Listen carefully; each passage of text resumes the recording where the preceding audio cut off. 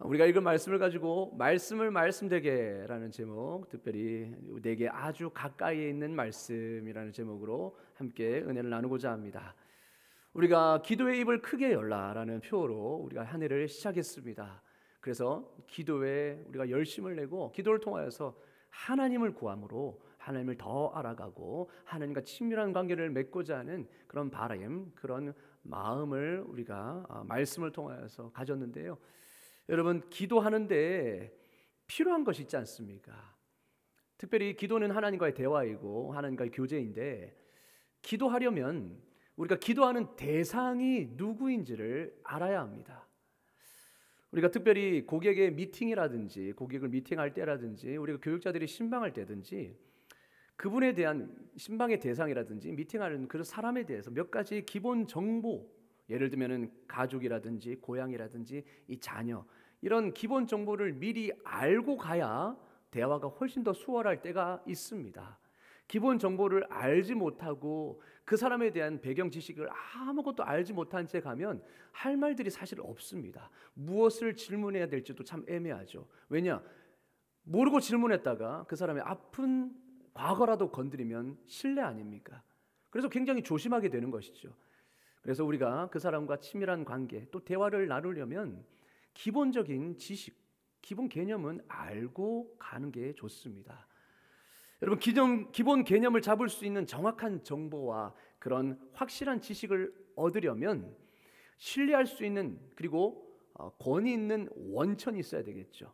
신뢰할 수 있는 뭔가 이제 원천이 있어야 되고, 예를 들면 이제 백과사전 같은 어떤 정보를 알고 싶으면 검증되고 권위 있는 그런 원천, 백과사전을 통하여서 그 정보를 우리가 습득을 합니다. 그렇다면 하나님을 알려주는 가장 중요한 원천이 무엇이겠습니까? 그렇죠. 바로 하나님이 쓰신 성경 말씀입니다.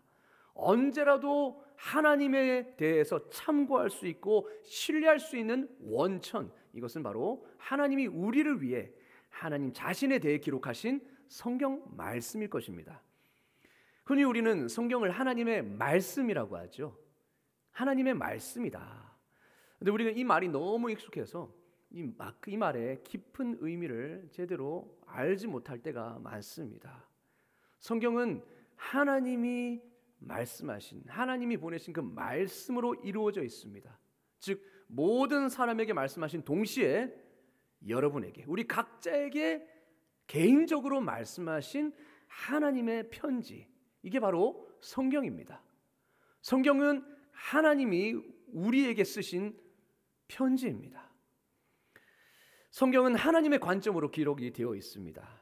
하나님이 깊이 생각하시는 것, 하나님이 중요하게 생각하시는 것, 또 우리가 알았으면 하는 것, 우리가 꼭 알기를 원하고 또 우리가 이해하기를 원하시는 것을 설명해 놓으셨습니다.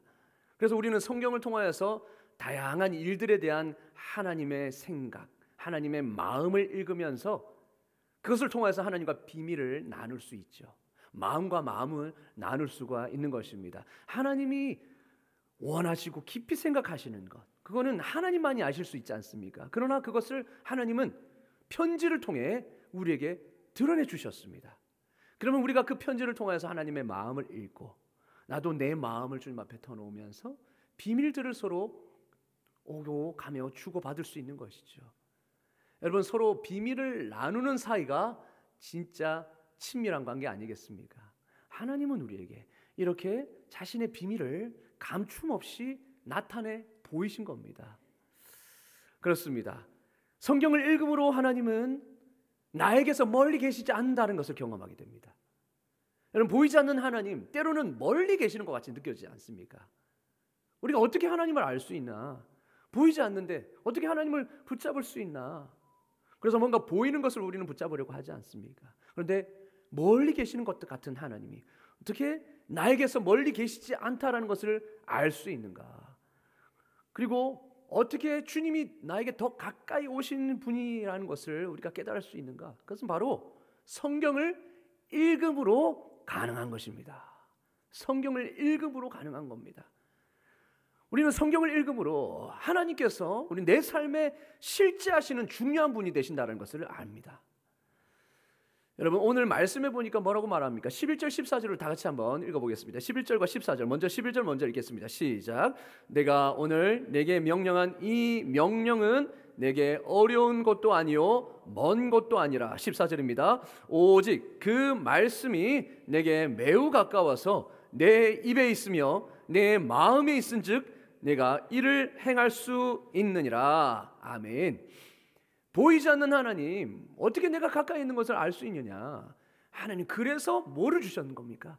말씀을 주신 겁니다. 말씀을 통하여서 우리가 그 말씀을 입에 머물게 하고 내 마음에 머물게 함으로 주님이 우리와 함께 하시고 늘 우리 곁에 계시다는 것을 알게 하시는 것이죠. 여러분 하나님은 그분의 말씀을 통하여서 우리 가까이에 함께 계시고 우리를 만나 주시는 줄로 믿습니다. 아멘. 여러분 휴대폰이 없었을 때, 이 전화가 발달하지 않았을 때에 예전에는 뭘로 연애를 했습니까? 편지로 주고받지 않았습니까? 이 편지의 낭만을 모르시는 분이 계시네요. 처음에는 편지를 쓰고 답장이 오기만을 오매불망 기다립니다. 특히 국제 연애라든지 아니면 먼 거리에 있는 연애를 하면 편지를 주고받는데 더 시간이 걸리죠. 옛날에는 지금처럼 교통이 발달하지 않았기 때문에 편지를 한번 보내면 그게 언제 그 사람한테 갈지, 또 그 답장이 언제 올지 정말로 우리는 많이 기다려야 했습니다. 편지야말로 서로를 알아가는 유일한 수단이었고, 그랬기에 편지를 더 신경 써서 썼던 겁니다. 시간이 한참 지난 후에 그 편지를 꺼내서 읽으면요, 정말 거기에는 아련한 표현들이 많이 있습니다. 그리움의 감정들, 정말 그 마음에 아련한 표현들이 많습니다. 아마 만나서 얼굴을 맞대고 대화하면 절대 나올 수 없는 그런 표현들이죠. 우리는 지금 전화가 있기 때문에 생각나는 대로 말하지 않습니까? 그때는 전화가 없기 때문에 내 감정을 표현할 수 있는 길이 글밖에 없잖아요.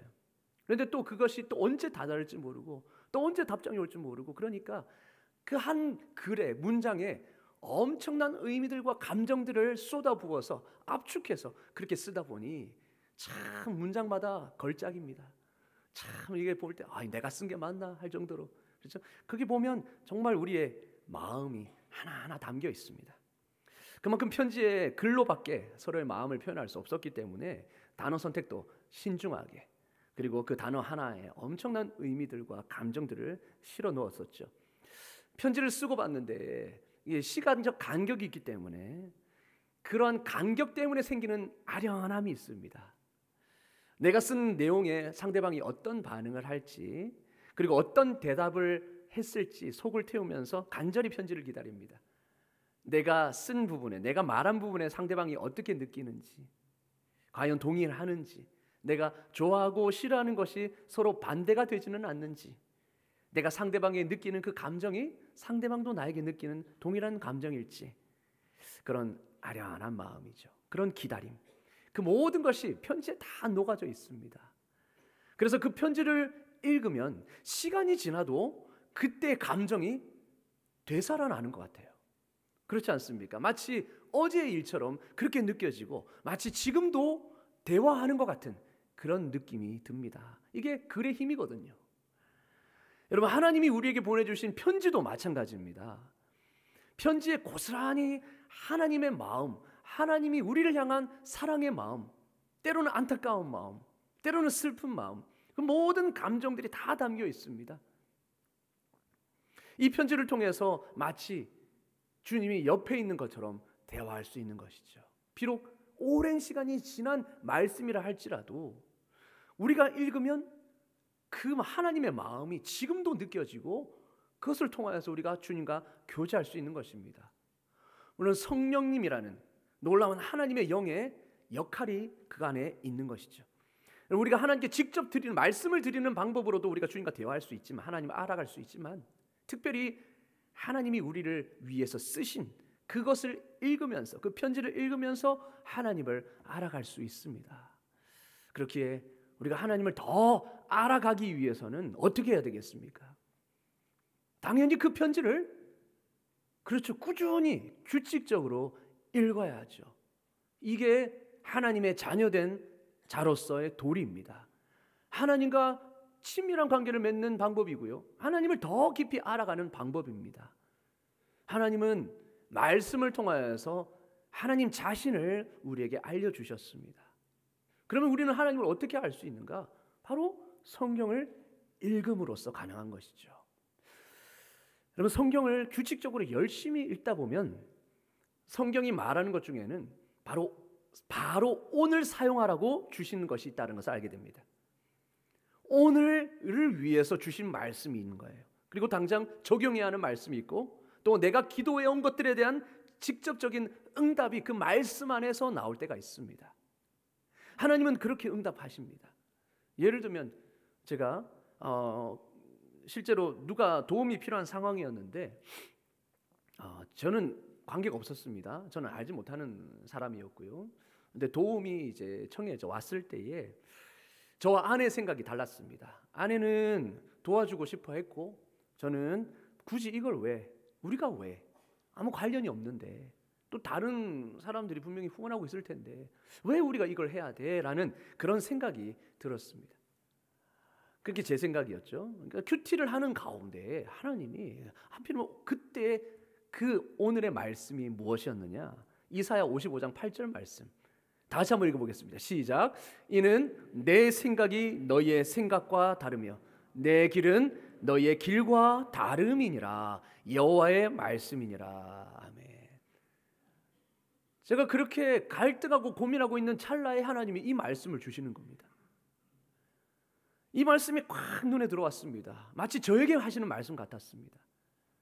그래서 저는 이 말씀이 하나님, 그 일에 대한 하나님의 뜻이라고 생각해서 저는 제 생각을 접어두고 하나님이 원하시는, 그래서 그렇게 아내를 따라 도움을 주었죠. 근데 순종하니까 마음이 너무 편한 겁니다. 그리고 그 순종을 통하여서 도움을 받으신 분과 저와 그리고 우리 가정이 좋은 관계, 지금까지 유지하는 것을 경험을 합니다. 여러분, 이렇듯이 하나님의 말씀은 오늘을 위한 교훈이 됩니다.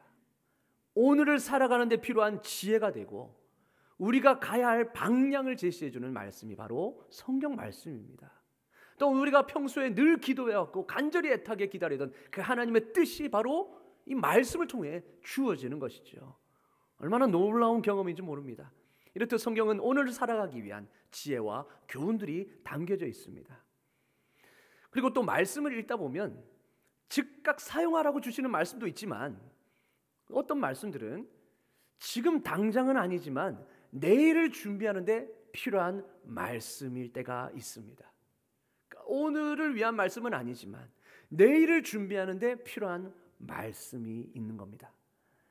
이때는 소가 되새김질하듯이 그 말씀을 천천히 곰곰이 되짚고 생각하고 천천히 소화시키는 것이 중요합니다. 왜냐? 나중에 쓰기 위해서.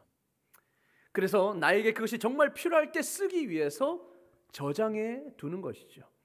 특별히 그런 말씀들은 내 삶에 대한 하나님의 뜻을 알려주는 말씀일 때가 많습니다. 그러니까 내 삶에 대한 하나님의 뜻, 내 삶의 방식은 이렇지만 하나님이 기뻐하시는 그 방식과 원리들은 이것이다 라는 것을 알려주실 때가 많습니다. 예를 들면 다윗은 평생 원수를 스스로 갚지 않았습니다. 억울한 일들이 늘 있었죠. 자신을 대항하는 사람들도 있었습니다. 특히 아들 압살롬에게 쫓겨나갈 때에 시므이가 어떻게 그렇게 다윗을 저주하는지, 그죠? 그때에 이 다윗의 신하가 저에게 허락하시면 당장 저 사람을 쳐 죽이겠습니다. 저렇게 왕을 모욕하는 저 사람을 가만히 내버려 둘 수가 없습니다. 왕이여 허락하소서. 그때 다윗은 아니다, 돌아. 저것도 역시 하나님의 뜻일 수 있다. 하나님이 허락하셔서 저렇게 하시는 거다. 하나님 분명히 뜻이 있으실 거야 하면서 모든 판단을 하나님께 맡겼습니다. 그거를 통하여서 원수 갚는 것은 하나님께 있다라는 것을 다윗은 그 삶을 통해 표현한 거죠. 결국 어떻게 됩니까? 하나님의 때에 하나님의 뜻대로 다윗의 원수를 심판하시는 것을 우리가 볼 수 있죠. 다윗이 스스로 만약에 이에는 이, 눈에는 눈이라고 자기가 만약에 칼을 들어 피를 흘렸다면 하나님께 정말로 이거는 무례한 행동이었을 것입니다. 그리고 사람들이 보기에도 왕으로서의 위신 이런 것들이 깎일 수밖에 없었겠죠. 그러나 그 모든 것을 하나님께 맡겼을 때에 자신의 판단이 틀렸을 수도 있다라는 그런 자각과 함께 모든 것을 하나님이 판단하실 거야 라고 하나님께 맡겼을 때에 하나님이 공의로 판단하시고 심판하시는 것을 보았죠. 저 같은 경우는 아닌 겁니다. 우리의 삶의 방식은 뭡니까? 눈에는 눈, 이에는 이. 상대방이 나한테 10의 상처를 주었으면 똑같이 나도 11만큼 그래야 속이 시원하지 않습니까? 이게 우리의 방식이라면, 삶의 원리라면 하나님은 이 말씀을 통하여서 아니다. 나의 원리는 네가 이렇게 살기를 원하는 내 마음은 그게 아니다. 원수 갚는 것은 나에게 있는 거야. 나에게 맡겨다오. 네 판단은 틀렸을 수 있다. 네 판단은 감정적으로 인해서 지금 틀릴 수 있다. 그러니 공의로운 나에게 모든 판단을 맡겨라. 하나님이 그것을 말씀해 주심으로 우리는 아직 지금 닥치지 않았지만, 경험하지 않았지만 앞으로 닥칠 그 일들에 대한 준비를 하는 겁니다. 내 마음의 준비를 하는 거죠. 그렇습니다. 또한 우리는 아직 겪지 않았지만 미래에 겪게 될 일들에 대해서 하나님은 어떻게 응답하셨는지 성경의 이야기를 통해 알 수 있죠. 그래서 우리가 아직 겪지는 않았지만 미래에 우리가 겪게 될 일들, 그래서 이스라엘이 죄를 지었던 모든 것들, 그것은 지금 내가 겪지 않았다 할지라도 내가 앞으로 교만해져서 내가 앞으로 지을 수 있는 그런 행위들인 겁니다. 그러면 그 이스라엘의 그런 범죄함을 통하여서 하나님이 그 범죄를 어떻게 생각하셨고 어떻게 대처하셨는지, 반응하셨는지를 우리가 성경을 통해 보죠. 그러면 내가 아직 겪지는 않았지만 앞으로 겪게 될 일에 대한 하나님의 판단을 보게 되는 겁니다. 그걸 통해서 우리는 준비하는 거죠. 내일을 준비하는 거죠. 그래서 이 말씀들은 내가 앞으로 만나게 될 문제에 대한 것이라기보다는 내가 붙잡아야 할 원리인 겁니다. 내 평생에 붙잡아야 할 원리. 그래서 하나님이 문제를 처리해 나가시는 방법에 대한 원리를 배워가는 것이죠. 열왕기하 6장 말씀에 아람 군대가 엘리사 선지자를 잡으려는 이야기가 나옵니다. 이 아람이 시시때때로 이 북이스라엘을 노리고 있었습니다. 그래서 전략을 세웁니다. 그래서 이렇게 전초기지를 딱 마련해 가지고 공격하기 좋은 곳으로 전초기지를 마련하려고 해요. 그런데 밀실에서 전략을 짰는데 이상하게 전략을 짜서 시행하려고 하면 정찰대가 그 장소로 나오는 겁니다. 그래서 그 모든 전략들이 수포가 되는 거예요. 아람 왕이 생각했습니다. 분명 스파이가 있다. 이 스파이를 잡아야 된다. 그래서 다 했더니 없어요. 알고 보니까 이 엘리사라는 하나님의 선지자가 하나님께로부터 그 말씀을 받아서 아람의 모든 계획을 다 왕에게 알린 겁니다. 그러니까 이 엘리사를 죽여야 되겠구나, 엘리사를 잡아야 되겠구나 해서 아람이 엘리사에게 군대를 보냅니다. 엄청난 군대를 보내죠. 어느 날 아침에 엘리사가 일어나 보니까 병거로 무장한 그 군대 대병력이 자기 고향 땅 도단성을 가득 에워싼 겁니다. 엘리사의 사환 게하시가 아침에 밥 먹으러 탁 눈을 떠서 봤더니 깜짝 놀랐습니다. 야, 우리가 죽게 생겼구나. 허겁지겁 엘리사에게 달려가서 엘리사여, 우리가 죽게 되었습니다. 아람 군대가 우리의 모든 성을 지금 둘러 덮었습니다. 허둥지둥 경거망동했죠. 그런데 엘리사는 하나님을 너무나 잘 알고 있었습니다. 하나님이 엘리사를 기름 부으셨을 때에 해야 할 일들을 알려주셨습니다. 그러나 그 해야 할 일들이 아직 남아 있었습니다. 하나님은 반드시 자신을 지켜주실 것이라는 것을 확신했습니다. 그래서 경거망동하는 게하시에 반해 엘리사는 침착하게 그 상황을 바라보았습니다. 그리고 게하시에게 이렇게 말합니다. 우리와 함께한 자들이 저들과 함께한 자들보다 더 많으니라. 눈을 들어 보라. 그러면서 기도하자. 게하시의 눈이 열려서 그들을 둘러싸고 있는 하나님의 군대를 보게 되죠.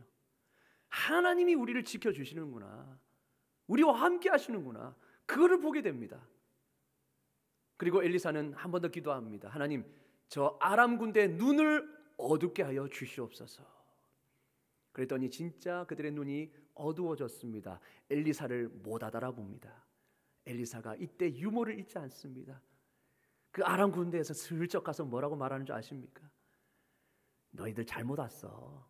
여기 너희 올 것이 여기가 아니고 내가 인도해 줄게. 나를 따라와. 네가 가고자 하는 곳은 여기가 아니고 내가 인도해 주는 곳이야. 그러면서 데려갔는데 어디로 데려갔겠습니까? 사마리아 성읍 한가운데로 데려간 겁니다. 사마리아 성읍이 북이스라엘의 수도 아닙니까? 수도는 모든 병력과 군대들이 진친 곳입니다. 한마디로 아람 군대 입장에서는 적진 한가운데로 들어간 거죠. 그래서 그때 엘리사가 다시 기도하여서 그들의 눈을 열어보니 그들이 자기도 모르게 적진 한가운데로 와 있는 겁니다. 아, 이제 죽었구나. 그들은 다 포기했습니다. 그때 엘리사가 한 번 더 권위 있게 자비를 베풀죠. 왕이 이들을 죽이고자 할 때에 엘리사가 말립니다. 이들이 아무것도 모르고 왔사오니 그냥 명령에 따라 왔으니 그들을 배불리 먹여서 그냥 돌려보내십시오. 하나님의 사람답게 정말로 지혜롭게 그리고 자비롭게 그 모든 상황을 이끌어 갔습니다. 여러분, 이 말씀을 보면서 우리는 무엇을 느낍니까? 불가항력적인 그 위기 앞에서 허둥지둥거렸던, 그 문제만 보고 허둥거렸던 사환 게하시의 모습이 우리의 모습이라는 것을 우리는 보게 되죠. 그렇죠. 그러니까 사환 게하시는 믿음의 사람과 믿음의 사람이 아닌 그 사람과 차별이 없는 겁니다. 하나님의 사람들과 그렇지 않은 사람과 별반 다를 게 없는 겁니다. 똑같이 문제 앞에서 허둥지둥대고 똑같이 문제 앞에서 당황하고, 그러나 엘리사는 하나님을 믿고 하나님이 자신을 지켜주실 것이라는 확신이 있었기 때문에 그 위기, 불강력적인 위기 상황 앞에서도 담대하게 여유롭게 대처할 수 있었죠. 여러분, 엘리사는 그 위기 앞에서도 유머를 잃지 않았습니다.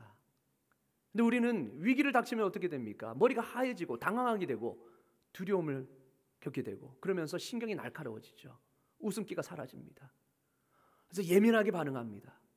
그러면 이를 그르쳐버릴 때가 많습니다. 그러나 엘리사는 하나님을 믿는 믿음이 있었기 때문에 그런 상황 속에서도 여유를 잃지 않고 판단력을 잃지 않고 주님 바라보며 올바른 판단을 내렸고 유머를 잃지 않았다는 겁니다. 저는 이 말씀을 읽으면서 정말로 어떻게 내가 엘리사같이 저렇게 될 수 있을까? 저는 그렇지 못하거든요. 여러분, 당황스러운 일이 닥쳤을 때 여러분 어떻게 됩니까? 우리가 평소에 그런 일들을 이제 닥쳤을 때 행동 지침들이 다 있잖아요. 우리 직장 가운데라든지 이런 것들. 그러면 그 순간에 그 행동 지침, 우리가 습득한 행동 지침이 발휘되는 게 아니고 머리가 하얘지는 겁니다. 우리의 감정이 반응을 합니다. 그렇게 되면은 일을 그르칠 때가 참 많죠. 이런 것을 보면서 하나님, 비결이 뭘까요? 하나님, 그렇게 기도하면서 하나님이 깨닫게 해주시는 것은 결국 하나님을 충분히 신뢰하느냐, 하나님을 충분히 네가 신뢰하느냐 아니냐에 따라 그 반응이 달라지게 되는 겁니다. 그렇습니다. 이를 통해서 우리가 불강력적인 어려움에 직면했을 때 엘리사처럼 대처할 수 있을 정도로 하나님을 충분히 신뢰하는 법, 이것을 배우게 되는 것이죠. 말씀은 이런 능력이 있는 겁니다. 미래를 준비하게 하는, 내일을 준비하는 데 필요한 그 말씀들이 우리에게 주어지는 것이죠. 그래서 그 말씀을 통하여서 내 방식이 틀렸다는 것을 알고 내 방식을 하나님의 방식과 하나님의 원리대로 바꾸어 가기 시작합니다. 어떤 문제를 당했을 때에, 문제를 겪었을 때에 그 반응, 그것이 믿음이냐 아니냐를 판가름하지 않습니까? 여러분, 우리가 어떤 문제가 닥쳤을 때 정말 문제 하나만 보고 경거망동하고 허둥지둥 된다면 믿지 않는 사람과 다를 바가 무엇이 있습니까?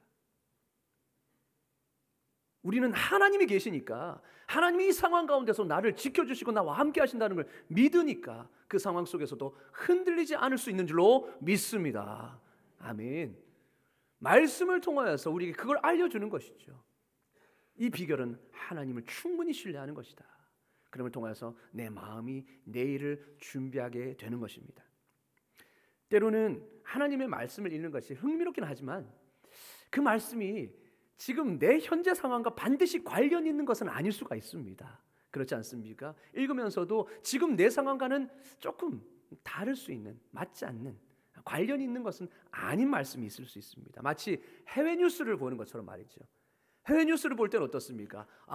저런 일이 있구나 하지만 나와는 관계없는 일이죠. 그래서 그저 관심만 가지게 될 때가 있죠. 하지만 하나님이 지금 나에게 특별히 하실 말씀이 있고 내게 귀를 기울이기를 원하시면 그 말씀도 나와 지금 현 상황과 관련이 없다라고 생각되는 그 말씀도 내 기억 속에 저장되어서 내가 필요할 때, 나중에 적용할 필요가 있을 때에 마음에 다시 떠올리게 하십니다. 이게 바로 성령님이 하시는 일이세요. 그러니까 우리가 지금 당장 나와 상관없는 말씀이라 할지라도 우리가 그 말씀을 계속 되씹고 고집어서 결국 내 마음속에, 내 기억 속에 알맞게 저장되고 그게 나중에 적용될 필요가 있을 때에 그게 성령의 조명하심을 통하여서 꺼내진다는 거죠. 그래서 위기 때에 그 말씀을 통하여서 위기를 이겨낼 수 있고 믿음을 지켜낼 수가 있는 것입니다. 이렇듯 성경은 멀리 있지 않습니다. 성경은 멀리 있는 것이 아닙니다. 우리 가까이에 있습니다. 하나님은 멀리 계시지 않습니다. 말씀을 통하여 늘 우리와 함께 하시는 줄로 믿습니다. 말씀이 우리의 입술에 머물 때에, 우리 마음에 머물 때에 그것을 통하여서 하나님은 늘 우리와 함께 하시는 것입니다. 하나님이 때로는 멀게 느껴지십니까? 하나님이 계시는 것조차 존재까지도 의심이 되십니까? 결국 그 말은 내 심령에, 내 입술에 말씀이 끊어졌다는 거죠. 말씀, 내 마음에 머물러야 할 그 말씀이 사라졌다는 것입니다. 말씀이 사라지면 하나님이 멀게 느껴질 수밖에 없는 것이죠. 여러분, 성경은 오늘을 위한 교훈이 되고 내일을 준비하는 참 지혜와 길이 됩니다. 그래서 우리는 위기의 시기에 하나님이 주시는 분명한 가르침이 필요하죠. 그렇지 않습니까? 내 힘으로는 아까 우리가 찬양했듯이 주 없이 살 수 없네. 오늘 사는 지혜가 나에게 없습니다. 그런 문제를 닥쳤을 때, 내 자녀의 문제를 내가 경험했을 때에 이것을 내 힘으로 어떻게 풀 수 있는 힘이 없어요. 지혜가 없어요. 그럴 때 무엇이 필요하느냐? 하늘의 지혜가 필요한 것입니다. 하나님의 지혜가 필요한 것입니다. 이 위기의 시기에 하나님이 주시는 아주 분명한 가르침이 필요한데, 그렇기에 평소에 우리는 하나님의 말씀을 기다리며 듣고 보아야 하는 것입니다. 우리가 날마다 말씀 앞으로 나아가야 하는 이유가 바로 여기에 있죠. 우리의 기억 속에, 우리의 심령 속에, 우리의 입술에 계속 말씀이 머물도록 해야 하는 것입니다.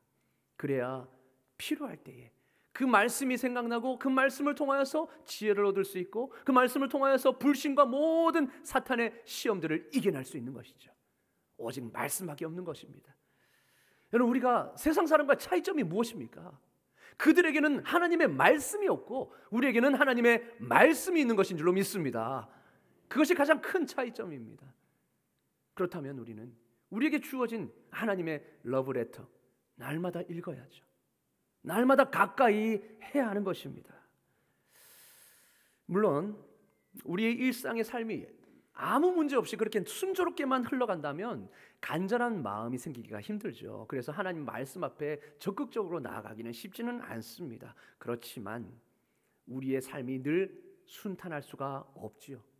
언제 닥칠지 모르는 그 위기 앞에서 늘 우리가 준비된 모습으로 서 있으려면, 그때도 믿음 위에, 반석 위에 바로 서 있으려면 늘 말씀이 있어야 하는 것입니다. 가족 문제와 같이 여러분, 때로는 어떤 문제를 통해서 하나님이 나에게 말씀하시고자 하는 것들이 있어요.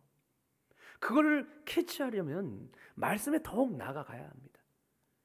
우리가 하나님이 나에게 말씀하시는 것을 더 찾으면 찾을수록, 하나님, 이 상황에 대한 하나님의 뜻이 무엇입니까? 이 상황 속에서 내가 어떻게 해야 됩니까? 라고 간절한 마음으로 하나님께 나아갈수록 하나님의 음성이 더 분명히 들리게 될 것입니다. 하나님은 말씀으로 인도하십니다. 여러분, 간절할수록 그 말씀은 더 우리에게 선명하게 들릴 것입니다. 이처럼 하나님은요, 우리에게 멀리 계시는 분이 아닙니다. 우리와 늘 함께 하시는 분이십니다. 바로 말씀을 통해서요.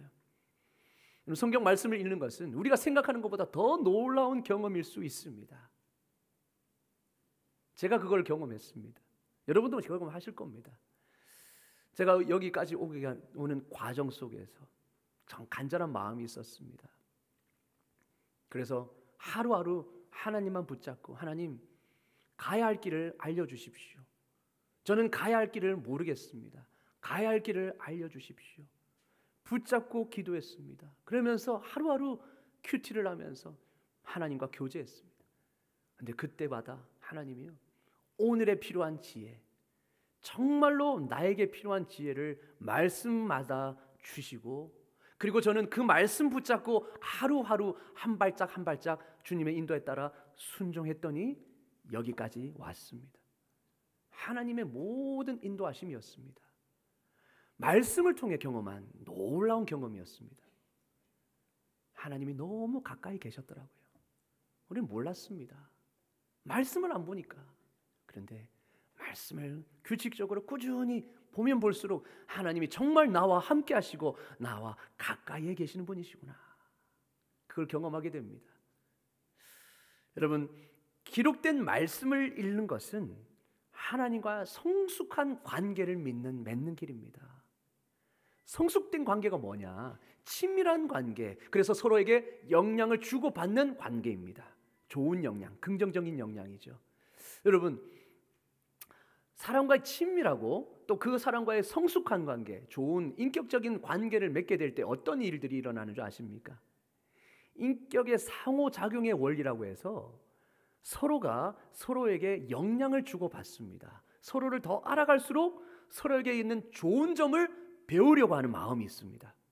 그리고 관계가 친밀해질수록 상대방의 좋은 점을 따라하려는 모방의 의욕이 생깁니다. 그러니까 서로 이 성숙한 관계, 친밀한 관계가 되면 서로에게 긍정적인 영향을 미치게 되는 겁니다.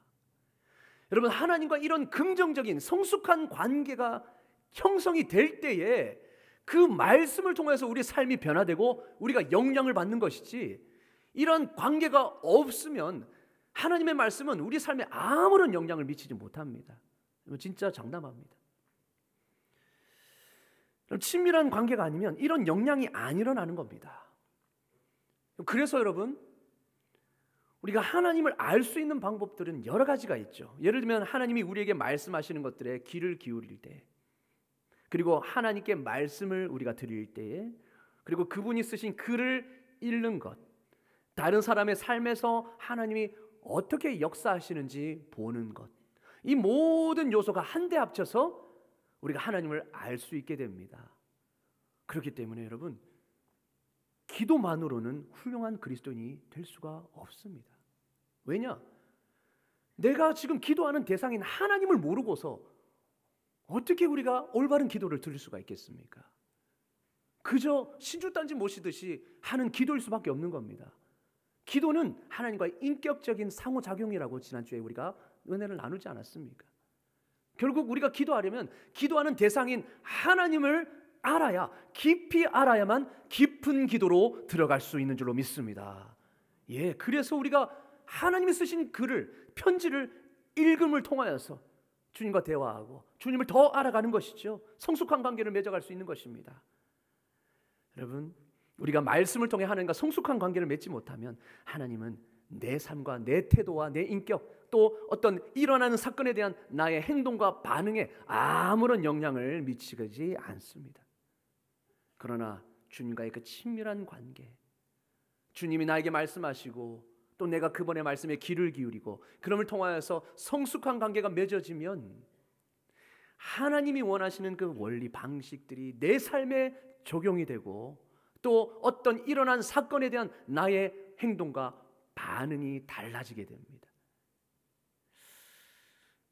여러분, 하나님이 우리에게 쓰신 그 러브레터인 성경 말씀을 통하여서 이런 친밀한 관계, 성숙한 관계를 맺어가실 수 있기를 주님의 이름으로 축원합니다. 아멘. 그런 경험은요, 성경을 읽는 경험은 우리가 생각하는 것보다 더 놀라운 경험이 되는 것입니다. 말씀을 통해 하루하루 인도함 받는다는 게 어떤 것인지 여러분 깨닫게 될 것입니다. 너무나 놀라운 것입니다. 말씀 맺겠습니다. 건물이 어떻게 설계되었는지 기초를 닦는 일이 가장 먼저죠. 그 건물의 내구도, 어떻게 보면 내구성을 결정하는 데 가장 결정적인 것은 바로 기초 공사일 것입니다. 그러면 신앙의 기초 공사는 무엇이냐? 바로 기록된 하나님의 말씀을 읽는 것입니다. 말씀을 읽는 것입니다. 그것이야말로 하나님을 알고 믿고 따르고 순종하는 데 가장 기본이 되는 것입니다. 여러분, 하나님의 편지인 이 성경 말씀을 통해 하나님을 더 깊이 알아가시기를 주님의 이름으로 축원합니다. 그래서 여러분의 기도가 더 깊어져서 올 한 해 우리의 표어인 기도의 입을 더 크게 열므로 하나님이 그 열린 입에 채워주시는 놀라운 복들을 경험하는 저와 여러분 되실 수 있기를 주님의 이름으로 축원합니다. 아멘. 기도하겠습니다. 하나님 아버지, 오늘 말씀을 통하여서 하나님은 절대 멀리 계시는 분이 아니라 늘 우리 가까이에 계신 분임을 다시 한번 깨닫게 됩니다. 하나님, 우리에게 쓰신 그 사랑의 편지를 늘 가까이 하게 하여 주시옵소서. 우리에게 아주 가까이에 있는 이 말씀을 읽음으로 하나님이 우리 삶에 얼마나 가까이에서 함께 하시고 인도하시는지 날마다 경험하게 하여 주시옵소서. 그래서 주님을 더 알아감으로 우리의 기도가 더 깊어지게 하시고 우리의 삶이 더 깊어지는 은혜가 있게 하여 주시옵소서. 예수 그리스도의 이름으로 기도드리옵나이다. 아멘.